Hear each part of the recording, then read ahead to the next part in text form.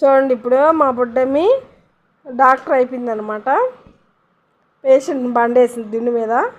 ఏంది బుడ్డమ్మయ్యా?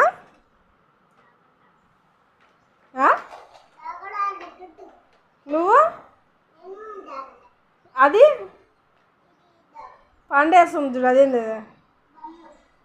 ఏం బొమ్మ అది?